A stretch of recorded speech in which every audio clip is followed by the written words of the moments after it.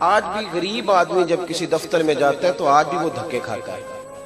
आज भी बूढ़ा बाबा जिसकी पेंशन, एक तो है ना आदमी 22वें ग्रेड से रिटायर हुआ है तो उसकी पेंशन बड़ी तगड़ी है, तो उसका इकराम और तरह का है। लेकिन जो आदमी बेचारा 3-4 हजार रुपए पेंशन लेने पहुंचता है ना दफ्तर के दरवाजे पे, उसको धक्के मिलते हैं। आज भी उस बेचारे की परेशानी। मुझे एक बात बताइए, जिस आदमी की फैक्ट्री है और फैक्ट्री का बिल आ गया है 15 लाख रुपया या 20 लाख रुपया, एक वो बंदा बैंक में गया है और एक वो शख्स बैंक में गया जिसका बिल आ गया था 9,000। एक 15 लाख वाला फैक्ट्री का मालिक भी बैंक में गया और एक 9,000 रुपया उसका बिल आया, वो भी बैंक में गया, लेकिन वो बिल जमा कराने नहीं गया, वो 9,000 की भी किस्तें कराने गया कि मेरे पास इतने पैसे नहीं तो मुझे 2-3। ज्यादा अच्छा सलूक किसके साथ होना चाहिए? बोले ज्यादा रहम का मुस्तहिक कौन है, मोहब्बत का मुस्तहिक कौन है? तुसी बोलते नहीं तो तुसा रहम करना कितों आ, जब आना ही नहीं कर रहे। बोलेंगे नियत करेंगे तो आगे बात बढ़ेगी ना भाई। बोलने से आपको अजर भी मिलेगा। मैंने आपको बाजू खड़े करके सुभान अल्लाह नहीं कहलवानी, मेरी तकरीर ही वैसी नहीं है जिस पे दोनों हाथ खड़े करके नारे लगाए गए। बात इसलिए पूछ रहा हूं कि समझ आ रही है आपको। ये बातचीत करने से पता चलता है कि सामने वाले को बात की समझ आ रही। मेरे भाई, चाहिए था ना कि मोहब्बत उसके साथ की जाती जिसका 9,000 बिल आया है और उसके पास जमा कराने को पैसे नहीं है। लेकिन ज्यादा रिगार्ड किसका होता है? उसको मैनेजर साहब कुर्सी छोड़ के मिलते हैं और कई दफा उनका दिल कर रहा होता है कि मैं सामने बैठ जाऊं, यही बैठ जाए कुर्सी पे। इज्जत बंदे की कि पैसे की? फिर इसी तरह का मामला और है। कुछ लोग अनपढ़ होते हैं, बिल्कुल उनको शऊर नहीं होता। देखे ना, उम्रे पे हज पे अल्लाह ताला आप सबको ले जाए और आपके तवस्सुल से मेरी भी अल्लाह हाजिरी कराए, या किसी भी हम आम जो सफर होते हैं ना जहाज के, रूटीन के जो असफार हैं दीगर ममालक के, उसमें ज्यादा ऐसा नहीं होता। हज उम्रे की फ्लाइट्स में ऐसा ज्यादा होता है कि लोग अनपढ़ होते हैं, देहाती होते हैं, उनको नहीं पता होता सीट का। एक बंदा उसमें वो चढ़ता है जो रोज किसी न किसी फ्लाइट पे रहता है, लेकिन उसके पास एक छोटा सा बैग है, पैंट शर्ट पहनी हुई है, पता है सारे अमले को कि बंदा मालदार है, उसे थोड़ी बहुत अंग्रेजी भी आती है। हमारे जमाने में पढ़ा लिखा होने के लिए अंग्रेजी बोलना भी बड़ा जरूरी है। हालांकि अंग्रेजी किसी इल्म का नाम नहीं है, वो तो एक लैंग्वेज है। वो तो जो लंदन में रेवड़ियां बेचेगा वो भी अंग्रेजी बोलेगा, तो ये कोई इल्म तो नहीं है ना। इल्म के लोग भी माना तो जानने के। तो मेरे भाई, अब चाहिए तो ये था कि अनपढ़ बाबे को प्रोटोकॉल दिया जाता, अनपढ़ अम्मा को जाके कहा जाता कि अम्मा बेल्ट ऐसे बांधना है, ये तेरी सीट है, ये तूने हिराम बांधना है, इस तरह तूने लाइन। उसका रिगार्ड होना चाहिए था ना, उसका रिगार्ड नहीं होता, उस पर गुस्सा निकाला जाता है। अम्मा जी पता नहीं तुझे कित्थों आ गए, तो नहीं पता बहना किथे आ भाई, उसको नहीं पता। और जिसको नहीं पता उस शख्स से प्यार करना, तो हम ऐसे लोगों से जुल्म करते हैं, हम ज्यादती। बहुत सारे पढ़े लिखे नौजवान अपने अनपढ़ दादा के साथ जुल्म करते हैं, बहस करते हैं, फजूलियात बातें करते हैं, कहते हैं आपको इतना भी नहीं पता। ओ भाई, वो तो उनको तो नहीं पता, लेकिन तेरी डिग्री फेल हो गई है। तुझे चाहिए कि अब तू फाड़ दे वो जो तूने कल परसों ताजी सनद ली थी, उसे फाड़ दे। इसलिए कि हम ऐसी लाखों किताबें काबिले जबती समझते हैं कि जिनको पढ़ के बेटे बाप को खबती समझते हैं। तो ज्यादती से बचें जिंदगी में, कोशिश करें कि लफ्जों से भी, जुमलों से भी, अमल से भी। इमाम यूसुफ सालेही शाफई अलैहिर्रहमा ने किताब लिखी है सीरत की, बड़ी पुरानी किताबों में से, उम्मुल कुतुब में से किताब है, उसका नाम है सुबुलुल हुदा वर रिशाद। मिस्र से छपती है, बैरूत से छपती है, और मैंने सुना है कि अब उसका उर्दू तर्जमा भी मार्केट में आने लगा है, अभी सारा आया नहीं। उसमें हजरत मोहम्मद बिन अबू बकर, जनाब अबू बकर सिद्दीक रदी अल्लाह ताला अन्हु के साहिबजादे की एक हदीस है, वो सुनिए। हजरत मोहम्मद बिन अबू बकर कहते हैं, हम एक सफर पे हुजूर के साथ गए, उस जिहाद में अल्लाह ने बहुत सारा माले गनीमत अता फरमाया। 5वां हिस्सा हमने बतौर नजराना सरकार को दिया। नजराना देना भी सुन्नत है, ले लेना भी। बोले लेकिन उठ के पैसा दी सोट करना है किसी दी भी सुन्नत नहीं। तो हजरत मोहम्मद बिन अबू बकर कहते हैं कि उस जंग में बहुत सारा माले गनीमत आया, तो 80 ऊंट बतौर नजराना हमने सरकार की बारगाह में भी पेश किए। 80 ऊंट हुजूर की बारगाह आली मर्तबा।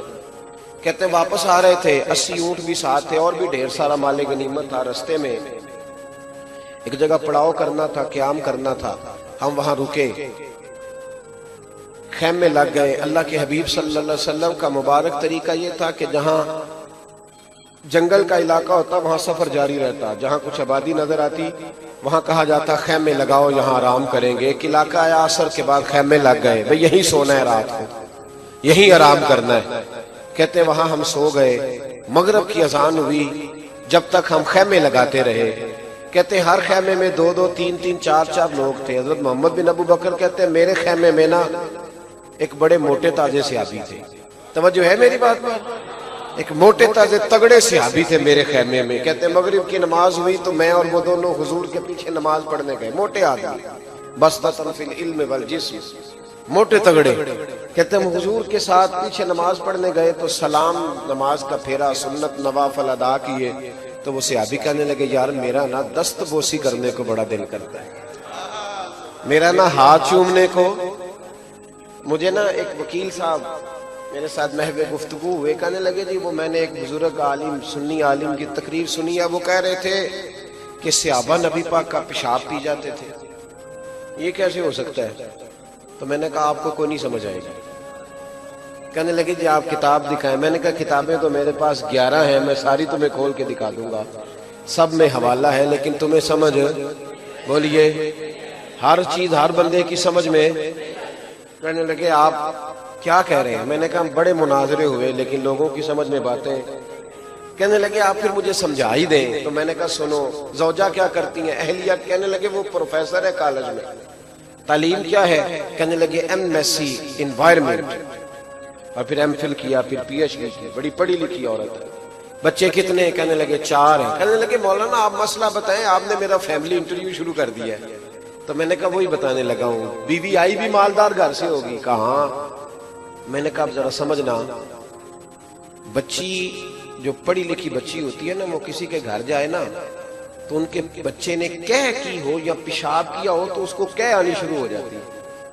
वो कहती है देखो जी सफाई नहीं करते, होता है ना जी ऐसे। कोई बच्चा कह कर दे तो वो बच्ची भी कहती है देखो कितने जाहिल है, इनको सफाई नहीं कर, कह आने लगती है। कहते जी बिल्कुल ऐसे ही है। मैंने कहा फिर कुछ सालों के बाद जब उसका अपना बच्चा हो जाता है, वो जब उसके बालों में पेशाब करता है फिर भी क्या आती है? चुप कर गए। कहने लगे नहीं फिर कोई नहीं आती। तो मैंने कहा वो जब उसके मुंह में उल्टी करता है, क्या करता है, फिर भी उसको आती है? कहने लगे नहीं। मैंने कहा क्यों? कहने लगे इसलिए कि उसका अपना बच्चा है। मैंने कहा सहाबा भी पेशाब पी जाते थे इसलिए कि उनका अपना रसूल था। जब मोहब्बत होती है तो फिर ये बातें आसान हो जाती हैं, फिर ये काम मुश्किल।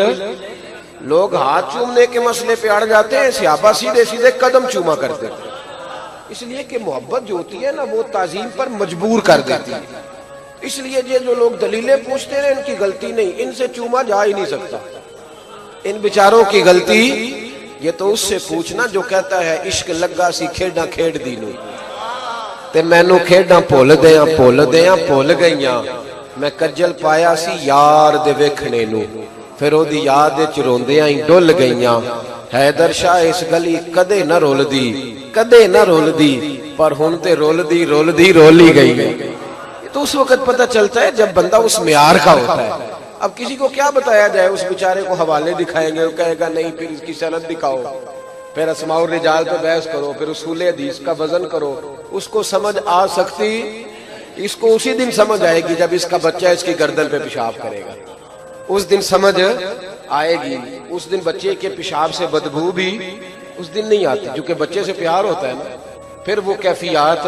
तो मैंने कहा अगर ये बातें समझ नहीं आना तो चुप करके मुस्तफा करीम से प्यार कर। मेरे आला हजरत फाज़िल बरेलवी कहते जान है इश्क मुस्तफा, रोज फुजू करे खुदा, और जिसको हो दर्द का मजा, वो नाजे दवा उठाए क्यों, और फिर के गली गली तबाह, ठोकरे सबकी खाए क्यों, और दिल को जो अक्ल दे खुदा तो तेरी गली से जाए क्यों। दिल को जो अक्ल दे खुदा तो तेरी गली से जाए। सुनो मेरे भाई, हजरत मोहम्मद बिन अबू बकर कहते हैं, मुझसे अभी कहने लगे मेरा दिल करता है दस्त बोसी करूं। उन्होंने ना लकड़ी के जूते पहने हुए थे, हम खड़ाऊं कहते हैं अपनी जुबान में। अब मोटे ताजे भी थे, जूते भी लकड़ी के। हुजूर से सलाम अर्ज करने आगे बड़े, हाथ चूमते चूमते ना नबी पाक के पैर को दबा दिया। और हुजूर के कदमैन शरीफैन पर नालैन मुबारक भी कोई नहीं थे। अब मोटा ताजा आदमी हो, जूता भी उसने बाटा का पहना हो और किसी गरीब के पैर पे पैर रख दे तो मसला तो बन जाता है। अब उसने और सरकार का जिस्म अतहर बड़ा लतीफ था। हुजूर के दस्ते मुबारक बर्फ से ज्यादा ठंडे होते थे और खुशबू से ज्यादा, कस्तूरी से ज्यादा खुशबू आया करती। उसने ना सुनने का मकाम है, उन्होंने ना हुजूर के पैर पे पैर रखा। अब छोड़ भी नहीं रहे, क्योंकि उन्हें पता ही नहीं कि मैंने रखा हुआ है। उन्हें खबर ही नहीं, खबर हो तो छोड़ भी नहीं रहे। अल्लाह के हबीब अलैहिस्सलाम की सुन्नत मुबारक थी, हुजूर के हाथ में छड़ी रहती थी, तो सरकार ने छड़ी उनके पेट में चुभोई। फरमाया यार मेरा पैर तो छोड़ दे, बस कर यार, काफी हो गया, पीछे हट जा। अब वो पीछे हटे तो उन्हें बड़ा अफसोस हुआ, ये मुझसे क्या हो गया। गिरा जो उनकी निगाह से वो संभल नहीं सकता, तो कभी सोचा भी नहीं। अल्लाह के महबूब नीचे बैठे, कदम दबाया, सहाबा भी। वो आदमी ना फूट फूट के रोने लगे, हुजूर मैंने देखा नहीं, मेरी न। फरमाया जा जा, कुछ भी नहीं हुआ, खैर है, जाओ। हज़रत मोहम्मद बिन अबू बकर कहते हैं वापस आ गए। फिर इशा की नमाज हुजूर के पीछे पढ़ने गए। दुनिया सो गई पर महबूब का वो गुलाम सारी रात सो नहीं सका। यार ये मुझसे क्या हो गया। मैंने बजाय इसके कि मैं हुजूर अलैहिस्सलाम की नौकरी करता, खिदमत करता, मैंने उनका पैर दबा दिया। ये मुझसे क्या हो गया। कहते वो तड़पते रोते, सारी रात बीत गई। सहरी का वक्त हुआ तो एक सहाबी आए, कहने लगे भाई वो बंदा किधर है जिसने कल हुजूर का पैर दबाया था। कहते हैं अब वो और रोने लगे। क्या हुआ। कहा चल तुझे नबी पाक ने बुलाया सल्लल्लाहु अलैहि। कहते वो मुझसे कहने लगे यार अगर मेरे बारे में कोई आयत नाजिल हो गई मेरी मुजम्मत की तो तू मेरी सिफारिश करेगा। तेरे वालिद नबी करीम अलैहिस्सलाम के बड़े महबूब हैं, तो जनाब अबू बकर सिद्दीक से कहेगा, तो मौला अली से कह के मेरी यार अगर कोई आयत आ गई हुई तो मेरी इमदाद कराओगे सारे सहाबा। अगर कोई आयत आ गई तो क्या बनेगा। कहते हामते कांपते तड़पते दरवाजा रसूल पे हाजिर हुए। सारा कुछ जानने वाले रसूल, जिन्हें अल्लाह ने गैब की कुंजियां दस्ते मुबारक में दी हैं। और वह अल्लामा का मालम तकुन तालम का अल्लाह करीम ने मुतलक हुक्म दिया हुजूर के इल्म पर। वो महबूब जो सारा कुछ जानते हैं, वो फरमाने लगे इरादा था मेरा कि इशा के बाद ही बुलाऊं। फिर मैंने कहा लोग सोए होंगे। हदीस में लफ्ज इतने शानदार है कि कोई एतराज नहीं कर सकता। ये नहीं फरमाया सोचा कि तुम सोए होगे, पर मैं इसलिए नहीं बुलाया कि लोग सोए होंगे। लोग सोए होंगे, दीन की खबर भी तो देनी है ना सबको। लोग सोए होंगे इसलिए नहीं तुम्हें बुलाया। अब तहज्जुद का वक्त है। अब मेरा ख्याल था सारे उठ गए होंगे। मेरे हबीब रहमत सैयद आलम नूर मुजस्सम सल्लल्लाहु अलैहि वसल्लम ने सामने खड़ा करके, वो सहाबी कहते हैं कि ख्याल था आयत आई। तवज्जो है मेरी बात पर। मेरे बारे में कोई आयत आ गई, लेकिन वो सामने खड़ा करके ना तो महबूब फरमाने लगे यार, कहते हुजूर ने ना मेरा पैर दबाने का जिक्र ही नहीं किया। महबूब फरमाने लगे यार कल ना मैंने तेरे पेट में छड़ी चुभोई थी, तुझे तकलीफ हुई होगी। मैं सारी रात सो नहीं सका, मैं सारी रात। और यार हम उस महबूब का कलमा पढ़ने वाले हैं, उस महबूब का कि जो पैर पीछे करने के लिए भी किसी के पेट में छड़ी लगा दे तो कहते हैं मुझे सारी रात नींद नहीं आई। तू बता, तू अपने मुलाजिम को गाली दे के किस तरह सुकून से सोता है। तू बता गरीब आदमी को 10 गालियां दे के तुझे नींद कैसे आती। तू बता किसी को कमी कह के, हकीर कह के, छोटा कह के तू कैसे सोता है। तू मस्जिद के इमाम की, मदरसे के तालिब इल्म की तौहीन करके तुझे किस तरह नींद सुकून की आती है, बतला ना भाई। मेरे हबीब करीम अलैहिस्सलाम ने फरमाया तेरा कल तेरे पेट में छड़ी चुभोई थी, तुझे तकलीफ हुई होगी, मैं सो नहीं सका। चल इस तरह कर, अल्लाह की रिजा के लिए माफ कर दे। तो सहाबी तड़प के रोए, कहने लगे हुजूर वो तो मैंने पैर दबाया था। तो हबीब फरमाने लगे तूने तो देखा नहीं, मैं तो देख रहा था ना, लिहाजा तू कह मैंने माफ किया। उन्होंने हाथ बांधे, अर्ज की हुजूर जिस तरह आप कहते हैं मैं उसी तरह राजी हूं, जिस तरह आप फरमाते हैं। कहानी सुना रहा हूं आपको। बोले महबूब की हदीस है ना, नबी पाक का एक एक काम हमारे लिए काबिल अमल है कि नहीं? तो आप भी कभी माफी मांग के देखें, कोई फर्क नहीं पड़ता। मुझे बताएं, महबूब पाक ने फरमाया मुझसे दर गुजर कर लफ्ज है हदीस है, तो क्या हुजूर की शान में माज़अल्लाह सुन्ना माज़अल्लाह को कमी आई? कहते हैं मैं इतना बड़ा चौधरी हो के माफी मांगू? सुन तिरमिजी के लफ्ज क्या है। मेरे करीम रसूल ने फरमाया तू अल्लाह की रिजा के लिए झुक जा, तेरे नबी का वादा है अल्लाह तुझे इज्जत अता फरमा देगा। झुकने वाले को इज्जत मिलती है, मुतकब्बिर को इज्जत याद रखे। मेरे हबीब पाक सैयद आलम सल्लल्लाहु अलैहि वसल्लम ने फरमाया तू मुझसे दरगुजर कर, हुजूर जैसे आप राजी वैसे ही। अब सुनो दरियाए करम मेरे नबी पाक, इन्नमा अना कासिमुन वल्लाहु युती की शान सुनो। महबूब फरमाने लगे तू तो राजी है पर मैं तो नहीं ना अभी राजी। कहा हुजूर आप कैसे राजी होते? फरमाया ये 80 ऊंट मेरे हिस्से के खड़े हैं, अगर तू सारे तोहफे में कबूल कर ले तो मैं राजी हो जाऊंगा। सारे तो अब तंगी ये दामा पे ना जा, और भी कुछ मांग है आज वो माइल बाता, और भी कुछ सारे रख ले तो मैं राजी हूं। कहते 80 ऊंट भी ले आए, वापस आ रहे थे हजरत मोहम्मद बिन अबू बकर कहते हैं मैंने उनसे कहा यार तू किस तरह का इंसान, पैर भी तूने दबाया, खुश भी हुजूर ने तुझे किया है, और आती दफा तू 80 ऊंट भी ले आया है। जिंदगी में हल्का देखे ना, बंदा मोमिन का कुर्ता सफेद होता है, उस पे जरा सा भी धब्बा नजर आता है, भाई तू मुसलमान है, तू जरा सी भी ज्यादती करेगा तो तेरी नजर आएगी, तुझे तकलीफ होनी चाहिए। माँ हा काफी सदर, हदीस में लफ्ज है कि तेरा गुनाह तेरे सीने में खटके चुभे कांटे की तरह, लेकिन अगर तू कहता कोई मसला नहीं तो इसका मतलब है ईमान में कमजोरी है। इसका मतलब है कि अब तू गुनाह को हल्का जानने लगा।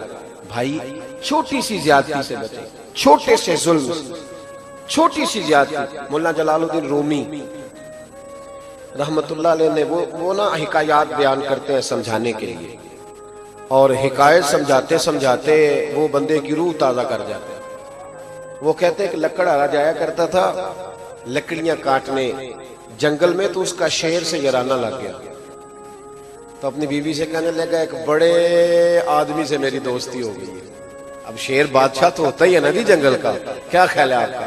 होता है कि नहीं कि इस पे भी इलेक्शन की जरूरत है? होता है ना जी, शेर जंगल का बादशाह। बड़े आदमी से सरप्राइज रखा, जौजा को बताया नहीं कौन है, रोज उसकी बातें बताता कि बड़ा आदमी है, तो वो जानवरों को हुक्म देता है तो गधा घोड़ा मेरी लकड़ियां भी छोड़ जाते हैं, बातें सुनाता। बीवी कहने लगी इतना तेरा अहम दोस्त है तो दावत ही कर ले। कहने लगा चलो ठीक है। एक बकरा ज़िबा किया, कहने लगा पकाना नहीं जब तक मेरा दोस्त ना आए, जब तक मेरा दोस्त ना आए पकाना नहीं। चलो ठीक है नहीं पकाते, कच्चा ही रख दिया। अब शेर को पका हुआ थोड़ा खिलाना था, उसने को बहुत ज्यादा तिक्के खा के मैदे के डॉक्टर के पास थोड़ा जाना था। पहले लोग भूख से मरते थे, अब तो सारे खा के बीमार हो गए। हाँ हाँ, हम किताबों में पढ़ते हैं इतने लोग फलां जगह भूख से चले गए। अब चीनी खाने वाले को शुगर है, और जो रोज तिक्के खाने जाता है वो ब्लड प्रेशर का मरीज है। अब तो खाने के मसाइल ज्यादा है भाई, फिर भी लोग गुर्बत का रोना रोते। वो शेर की दावत पक गई, गोश्त अब उसको बताया नहीं, सरप्राइज देना था। तो शेर जब आया ना, शेर अंदर दाखिल हुआ तो बीवी कहने लगी ओहो ये सरप्राइज था, तुमने जानवरों से दोस्तियां रखी हुई, दरिंदों से, चुपायों से, कुत्ते बिल्लों से, ये तुम्हारे जराने। मुल्ला रूमी फरमाते हैं शेर ने सुन लिया और वापस चला गया। अगली सुबह जब वो आदमी गया ना लकड़ियां काटने, उसके हाथ में चूंकि कुल्हाड़ा था, तो शेर कहने लगा मेरी पुश्त पे मारो। उसने कहा मैं नहीं मारता। कहा मार वरना तुझे खा जाऊंगा। उसने कुल्हाड़ा पुश्त पे मारा तो जख्म हो गया। शेर कहने लगा तो मेरा सज्जन ही आते रहना, रोज आया करना लकड़ियां, ये बस एक बात थी इसलिए कुल्हाड़ा मरवाया है। वक्त बीत गया, 6-7 महीने बीत गए, वो जाने आने लगा। एक दिन कहने लगा लकड़हारे से कि वो जरा मेरी बाल उठा के देख तो सही, वो जख्म है कि भर गया सारा? उसने मुंह उठा के दिखाया तो का जख्म तो भर गया है। तो शेर लकड़हारे की तरफ मुंह करके कहने लगा जख्म मेरा भर गया है, पर तेरी बीवी ने जो मुझे बातें की थी वो मेरी सारी याद है अभी तक। उनमें से एक बात भी मुझे भूली। हमें तो चस्का है जुबान का, आप यकीन करेंगे, सुनाने का नहीं, ये सुनने का दौर है। आप किसी शख्स को छेड़ दें वो इतनी बातें सुनाएगा कि ऐसे लगता है पाकिस्तान नहीं अमेरिका वाले भी इसी से पूछ के हुकूमत बनाते हैं। ऐसे इतने समझदार आलमी तजजिया निगाह हर गली में पाए जाने लगे।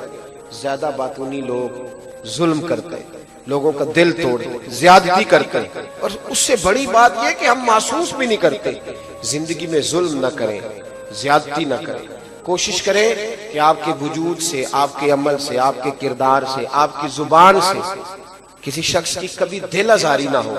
थोड़ी देर रुक जाएं, थोड़ी देर ख्याल कर लें। मैं बरेली शरीफ में अल्लाह ने मुझे मौका दिया कुछ अरसा वक्त गुजारने का। बरेली शरीफ में एक बुजुर्ग गुजरे, उनका नाम था सदरुल उलमा अल्लामा तहसीन रजा साहब। ये आला हजरत फाजिल बरेलवी रहमतुल्लाह तआला अलैह के छोटे भाई है ना मौलाना हसन रजा साहब, उनको उस्ताद ज़मन कहा जा, उनके पोते थे और मंजर इस्लाम में शेखुल हदीस यही थे। वहां एक मस्जिद थी, उसको पुराना शहर कहते हैं बरेली का, कांकर टोला मोहल्ले का नाम है। तो वहां हजरत पांचों नमाजों की इमामत फरमाते थे। एक दिन आप, असल में ना हमने अपने बुजुर्गों को ना पढ़ा है ना कभी आगे बयान किया, इसलिए हमारे लोग कहते हैं बुजुर्ग वही थे जो 600 साल पहले गुजर गए। हालांकि ये रसूल पाक का दीन है, इसमें हमेशा खैर रहेगी, इसमें हमेशा औलिया रहेगी, इसमें हमेशा अल्लाह के नेक बंदे रहे।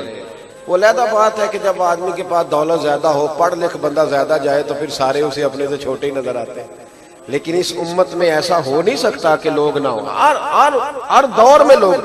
अल्लामा तहसीन रजा साहब रहमतुल्लाह अलैह 2008 में उनका विसाल हुआ। हदीस पाक पढ़ाई उन्होंने 50 साल।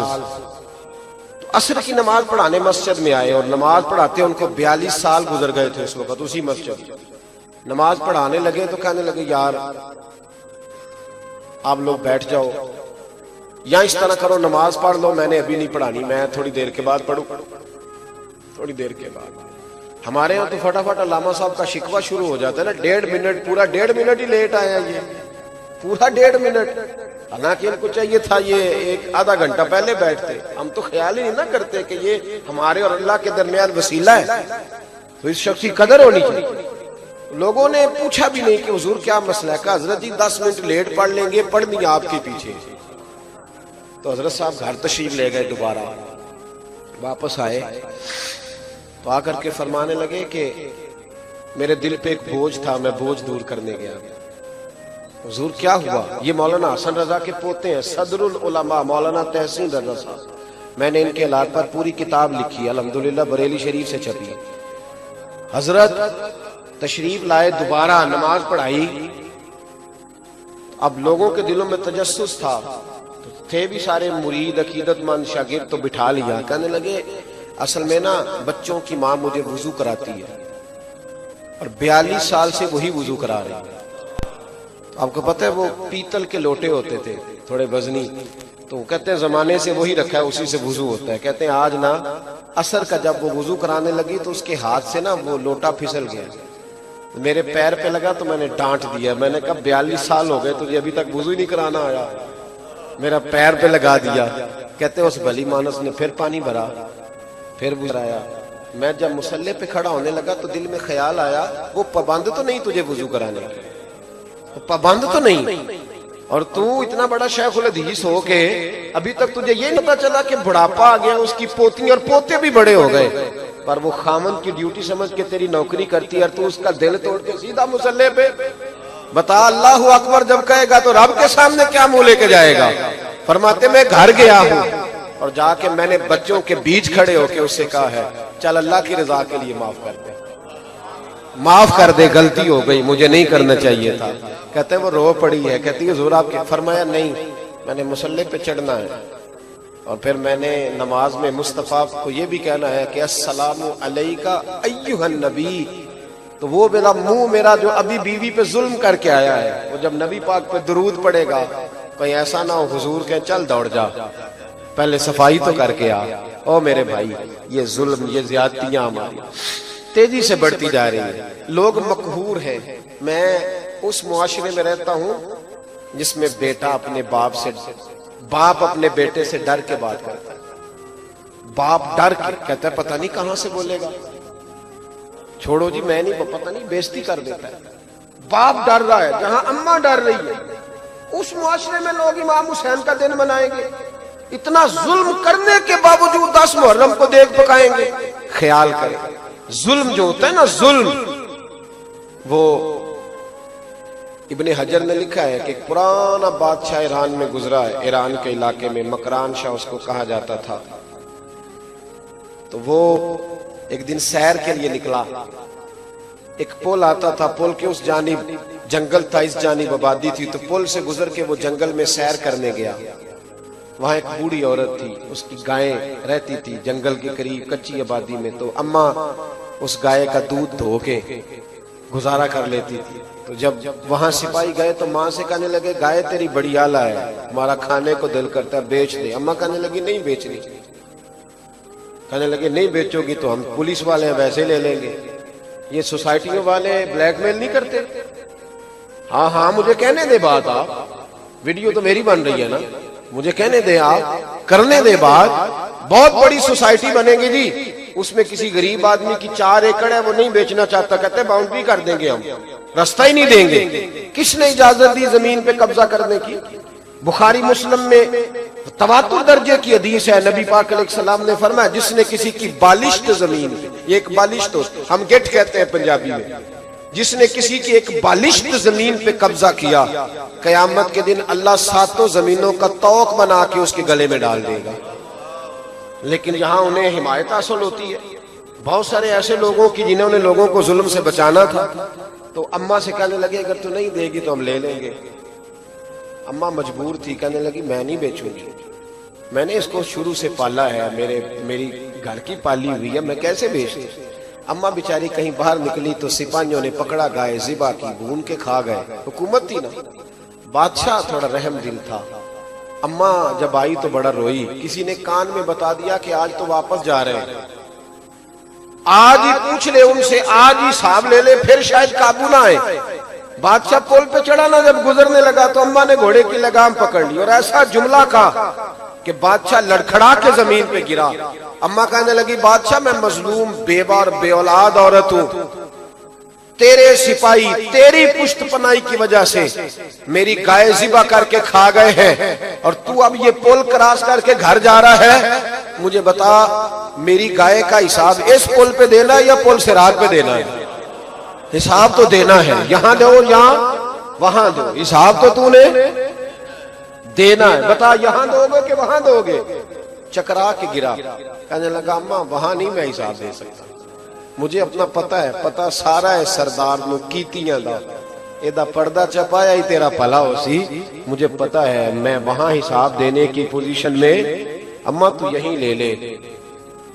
आखिरी जुमला, आखिरी बात आपको ये समझा रहा हूं, यहां हिसाब किताब कर ले, वहां हिसाब मुश्किल होगा। हजरत उमर कहा करते थे अल्लाह के हिसाब लेने से पहले पहले अपना हिसाब करके रख लो, अपना हिसाब ऐसा ना हो कि वहां जब हिसाब हो तो मुश्किल हो। ज्यादती कभी ना करे, जुल्म कभी ना करे, जबर कभी ना करे। देखिए हमारा वजूद, हमारे लफ्ज, हमारी बातें ये सीने चीरने का सबब ना बने, इनसे आजमाइशें ना पैदा हो, तकलीफों का सामान ना करें। कोशिश करें खैर कुछ तकसीम हो जाए तो हो जाए। हजरत शेख सादी शिराजी का विसाल हुआ ना, तो उनका एक भाई कभी कभी मिलने आता था तो कहता था तू पढ़ा था, तूने कुछ भी नहीं बनाया, मैंने अनपढ़ होके जायदादें बनाई है। तवज्जो है मेरी बात पर? अनपढ़ होके जायदादें। तो जनाब सादी कहने लगे उस दिन आना जिस दिन मेरा जनाजा उठेगा, अखां जदों मीटियां जमाना मैनू रोवेगा, अपना ते अपना बेगाना मैनू रोवेगा। तो जदों ना मैं दिसिया मैं खारा नूं मैं खाने विच जाम टुट जाणगे ते मैं खाना मैनू रोवेगा। कई लुक लुक रोणगे ते कई बुक बुक रोणगे, गलियां दा याना ते सियाना मैनू रोवेगा। उस दिन आना जिस दिन जनाब, वो शख्स कहता मैं वाकया ही गया, जब बाबा जी का जनाजा था मैंने बच्चों को भी रोते देखा, मैंने गरीब औरतों को छतों पे रोते देखा। एक चरवाहा बकरियां चराने वाला, कपड़े गोबर से भरे हुए और बाबे की चारपाई छोड़ता ही नहीं। और मैंने उसको पकड़ के खींचा। मैंने कहा तेरा मौलवी और पीर से क्या ताल्लुक, तेरे कपड़े बताते हैं तो कभी मस्जिद नहीं गया। तो वो रो पड़ा, कहने लगा ये मेरा भी मुर्शद था, मैं गरीब हूँ, बकरियां चराता हूँ, सारा शहर मुझे कमी कहता था, पर बाबा जब मेरे पास से गुजरता तो घोड़े से उतर जाता, मुझे सीने से लगाता, मेरा माथा चूमता और मेरा माथा चूम के कहता अपने आप को कमी, छोटा और हकीर न समझना। तुम्हें पता है बकरियां चराना तो मदीने वाले रसूल की सुन्नत है, ये तो नबी पाक का तरीका है, मुबारक है। तो कहते हैं 1 मिनट लगाता था बाबा, मुझे फर्श से उठा के अर्श पे बिठा देता था। तो आज ये गया है तो मुझे किसी और का नहीं पता, मेरा सर नंगा कर गया। अब मुझे कौन इज्जतें देगा? भाई वकार बढ़ाए, इज्जत दे, और इज्जत किसी को वो देता है जिसके अपने पास होती है। अगर आप इज्जत करेंगे तो माना इसका ये है कि आप साहिब इज्जत है। दुआ करता हूँ अल्लाह के हुजूर जो मैं कह सका मालिक को फरमाए।